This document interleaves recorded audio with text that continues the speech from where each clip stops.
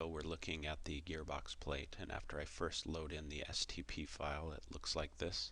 I'm going to just do an isometric view and then fit to screen, and then I'm going to just give a shaded view and then hit F9 to show the coordinate axes. The next thing I want to do is move maybe this center point to the origin. Since we are not milling this out of a piece of tubing or something that's held in the vise, we don't really have a point to reference off of when we machine this out of a piece of plate. And so typically we just mark on the plate where we want the origin to be. And so I'm going to just choose this point right here. So I'm going to go X form, move to origin, select that point, and we can zoom in and see that the center of that bearing hole is at the origin. A couple of things that we want to do is just analyze the thickness of this material, and you can see that it is a 1/4 inch thick, so this is made out of a 1/4 inch plate. I'm going to just go back to the fit to screen and then set up the machine type and the stock. So I'm just going to go to the default mill, which brings up this little tab. Going to expand this, go to stock setup.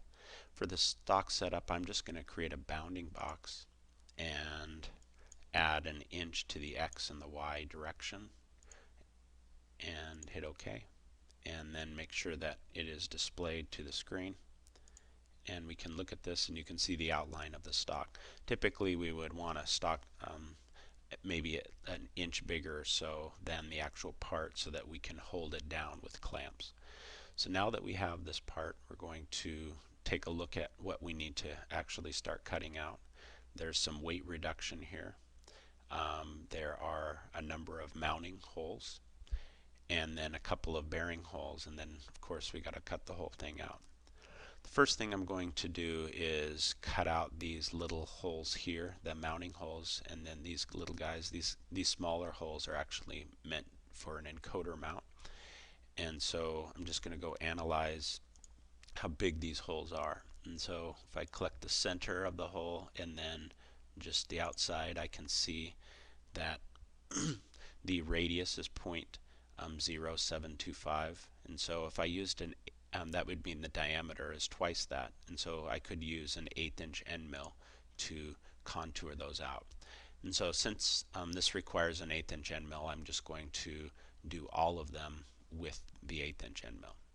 So I'm just going to go to tool paths and then contour, and then select all of the contours for the holes here.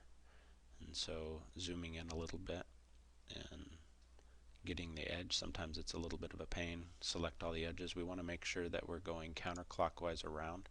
So if this is clockwise, I can hit reverse here and make sure that it's counterclockwise. And so going around to each of the contours.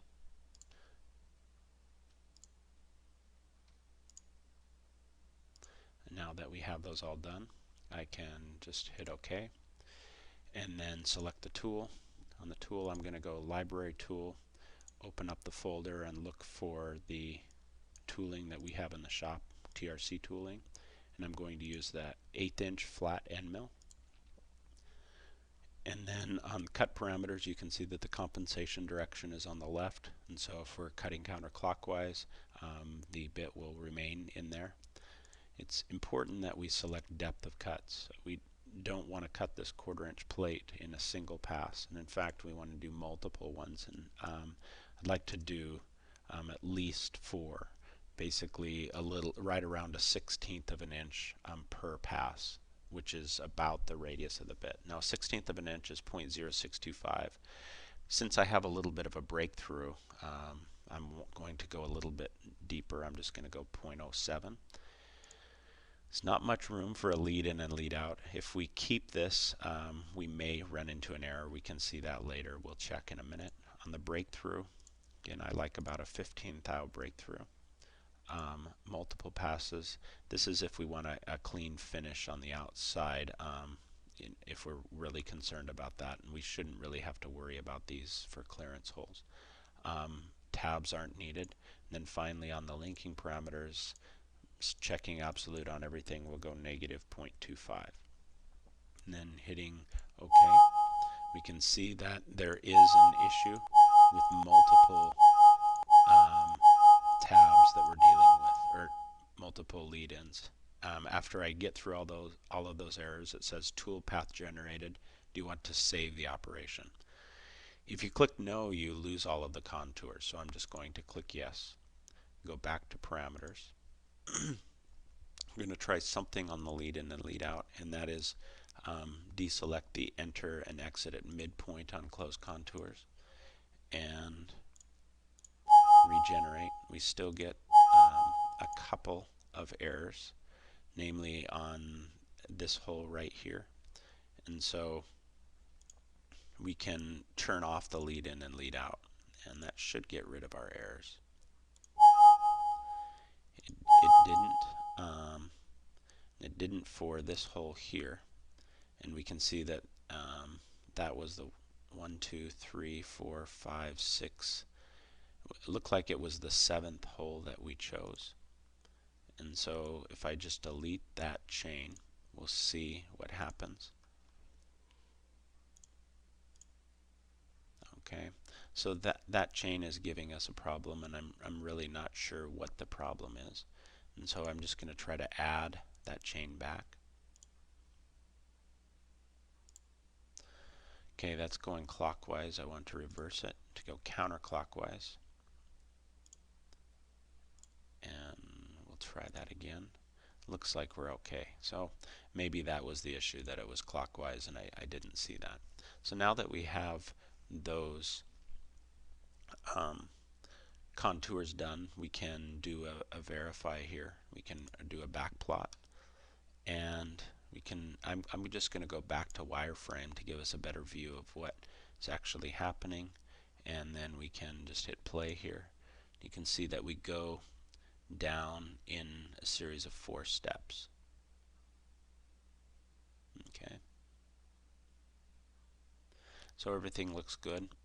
So now that the holes are contoured, we can start looking at what else needs to be done. I'm just going to go back to the shaded view of the model.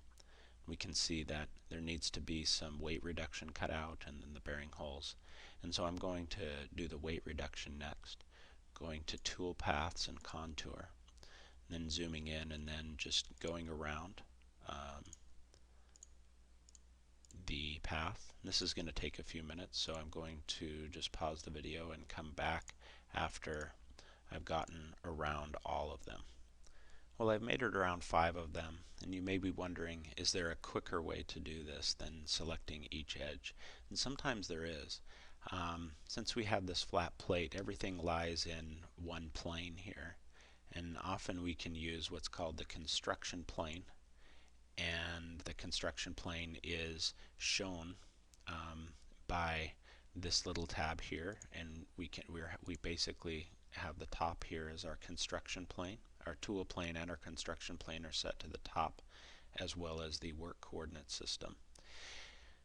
So what we can do is, if we select the construction plane and hit area, we can typically select an area and it will select the entire area. But notice it doesn't always work, and especially it hasn't worked on this part, especially when I've imported it as a step file.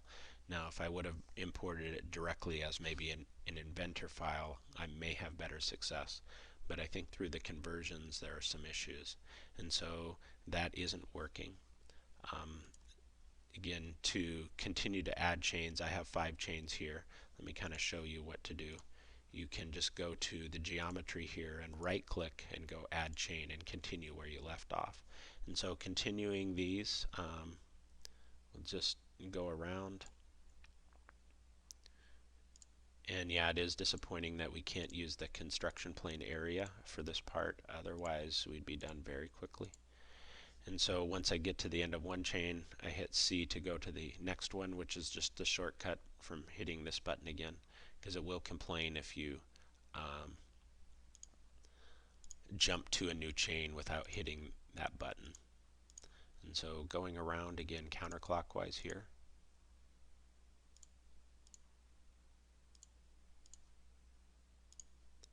we're done with that, and we have one more chain to go.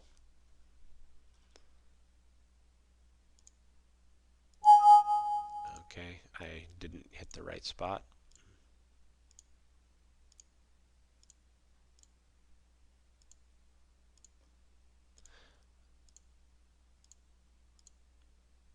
So now that I have all of the chains done, I can hit the check mark, OK.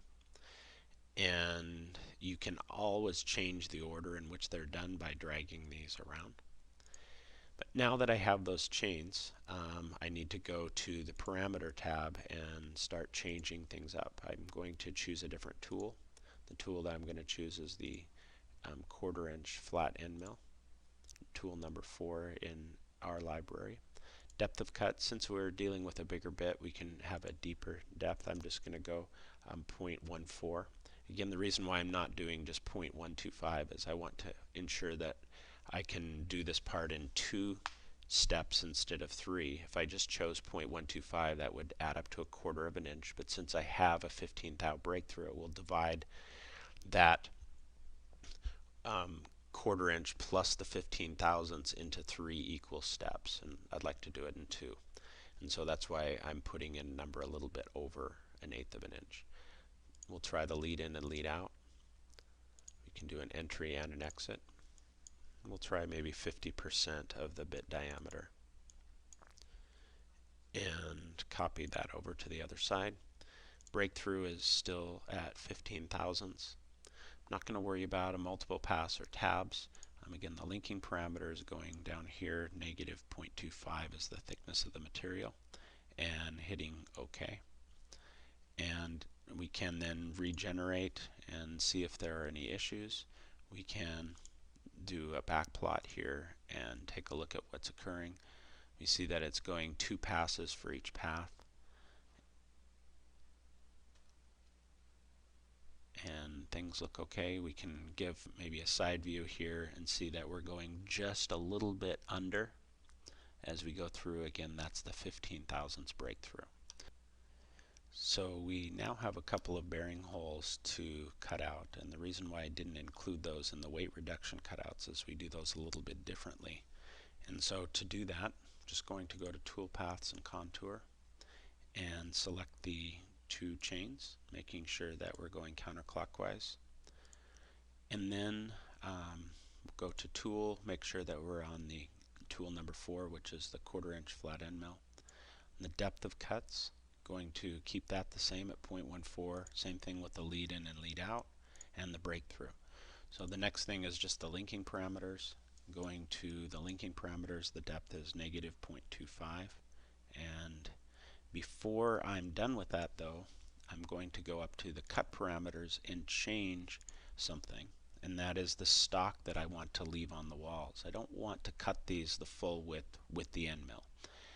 We're going to use a different tool for that. And so basically you can see that I'm going to leave 5 thousandths on the walls here, and then just hit OK. Now that we've contoured these bearing holes, the next thing that we need to do is drill them out with a boring bar to give them a nice finish for the bearings. We don't get quite the tolerance that we want through just machining the holes by contouring them, so we're going to use a special bit that basically drills down and gives us a nice finish and a nice circle. So to do that, I'm just going to use the drill operation. So I'm going to go Tool Path Drill. I'm going to select that point there and then choose the appropriate tool for that. So if I go Tool here and go Select Library Tool, it doesn't show up on the list because it's looking for spot drills or drill bits. It's filtered that way, so I'm going to just take off the filter and look for the 7/8 inch boring bar and hit OK. And then on the cut parameters, I'm just going to use a standard drill. And on the linking parameters, I'm going to go negative 1/4 inch. I'm not going to go any deeper than that. And there's no tip compensation because the boring bar doesn't have a tip, and we'll just leave it like that. When we set up the tool, it is set to bore very slowly, so the Z plunge rate is very slow as it goes down, cuts that material out, and then comes back up. We can just do a back plot here to see what it looks like. You can see that it's going to go down and come back up. The picture there isn't really representative of what the boring bar looks like, but it has a diameter of 7/8 of an inch. Now we have a separate boring bar for this hole, so we're going to do the same thing. So toolpath, drill, select this point here, hit OK. On the tool, select library tool, again take the filter off and look for the 1 1/8 inch boring bar, which is tool 19, and then go to our cut parameters and just keep it on drill there, and then our linking parameters will go -0.25. Again, no tip compensation, and hit OK, and that is set. Now the part's looking kind of messy. We just have a lot going on here. If looking at all the different tool paths bother you, you can actually hide them. So you can select everything by actually going here, and then you can hide them by hitting this button here. So you can hide all of the contours, and you can show them again with that. And so sometimes if it gets real messy, you can hide that. So now the final thing that we're going to do is cut out around the outside edge. Now we don't want to just cut the whole thing out because it will just flop around when we're done. And so we're going to leave tabs as we go around. But other than that, that's the only thing different that we really need to do. The one thing that I didn't mention is the reason why we kind of save the bearing holes till near the end is because as we cut out more and more material, the actual plate warps by small amounts, and we would like to do the bearing holes at the very end or very close to the end to have the least amount of warping. And in fact, we could even do the contour around the outside, leaving the tabs, and then come back and using the boring bar at the end. So now for the contour on the outside, I'm just going to go toolpath, contour, and start going around the outside edge. And I do want to go clockwise this time because of the compensation being on the left side. So it's going to take a minute for me to work my way around the part as I go around.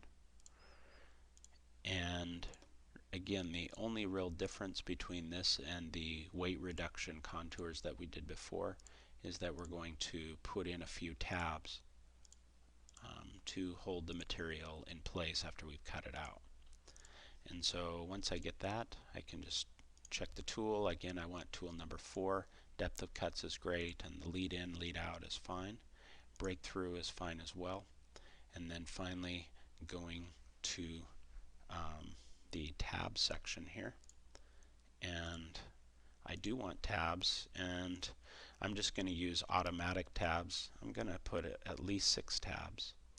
And an inch wide is fine. If you don't want them quite an inch, you can change it, maybe 3/4 of an inch. And then the thickness, and this is always an issue. If they're too thick, it just really takes a lot of time to break them free and cut them out. But if they're too thin, you're in trouble because they could just snap, and then you could ruin the part. And so it's better to be on the safe side. I get some complaints sometimes that the tabs are a little bit thick, but we'll keep them at 35 thousandths. Here's the ramp angle, and that is basically, instead of the bit coming up vertically to cut the tab, it comes up at an angle of 45 degrees, and you can change that as well. And then we can just hit OK. We can kind of see what this is going to look like. We can definitely see the lead in and lead out, and then we can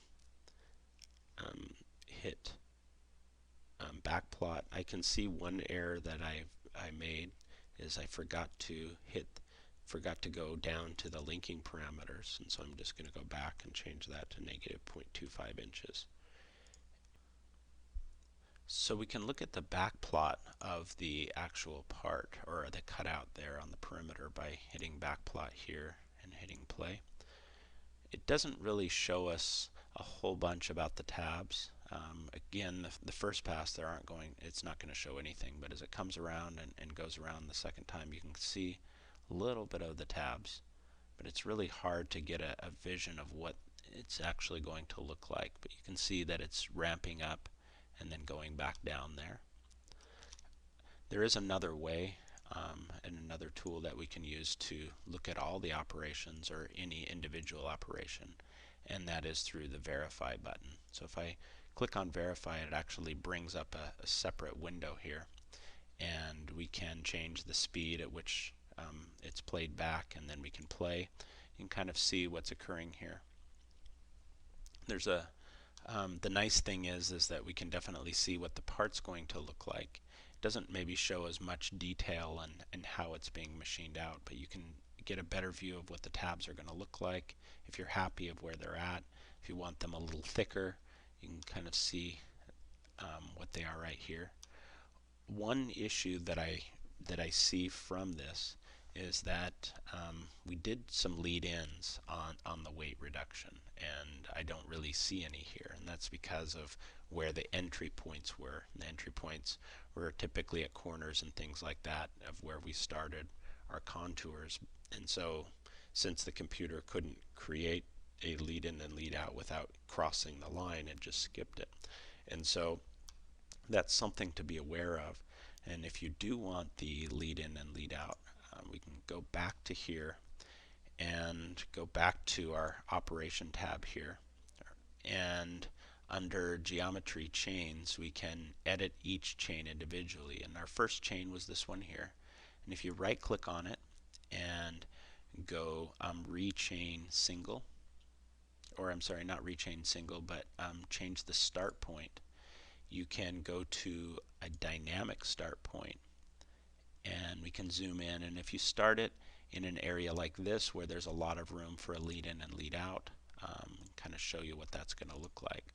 And so if I regenerate, you can definitely see now there's a lead in and lead out. Let me do that again with the second chain, so I can go here and go start point and go to dynamic, and then choose it somewhere in here where there's plenty of room for a lead in and lead out.